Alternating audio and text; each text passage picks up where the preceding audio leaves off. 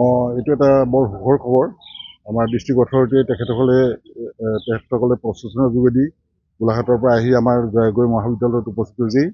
ইয়াত সমূহ শিক্ষকবৃন্দ, ছাত্ৰ ছাত্ৰীসকলে আৰু কৰ্মকৰ্তাসকলে ইয়াত যি শ্ৰদ্ধাঞ্জলি জনালে, এইটো এটা বৰ গৌৰৱৰ কথা। আৰু সত্য কথা ক'বলৈ গ'লে কলাগুৰুৰ তেখেতৰ যিবিলাক কৰ্মৰাজি, এই কৰ্মৰাজি আমি কৰি শেষ কৰিব নোৱাৰোঁ। আমি তেখেতৰ আজি এই শ্ৰদ্ধাঞ্জলিৰ যোগেদি তেখেতৰ এই অমৰত্ব আমি কামনা কৰিলোঁ। আৰু তেখেতৰ অনুপ্ৰেৰণাৰ যোগেদি যাতে আমাৰ ভৱিষ্যত আমাৰ ল'ৰাসকলে, ছোৱালীসকলে তেওঁলোকে আগবাঢ়ি যাব পাৰে, তেওঁ কৰ্মৰাজিখিনি যাতে জীয়াই ৰাখিব পাৰে, তাকে কামনা কৰিলোঁ। আমি আমাৰ জিলাৰ ভিত্তিত ৰাভা দিৱস উদযাপন কৰা হৈছে। তাৰ লগত সংগতি ৰাখি আমাৰ খুমটাই ৰাজু চক্ৰৰ অধীনতো আমি এটা অনুষ্ঠান ৰাখিছোঁ জয়াগুৰি কলেজত।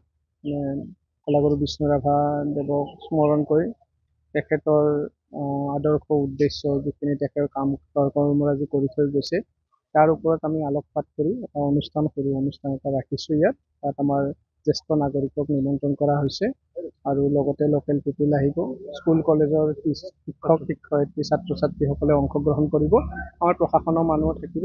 গতিকে আমি সকলোকে লগ হৈ তেওঁক স্মৰণ কৰি তেখেতৰ কৰ্মৰাজিৰ বিষয়ে এটা বিশদভাৱে আলোচনা কৰিম জয়াগুৰি কলেজত।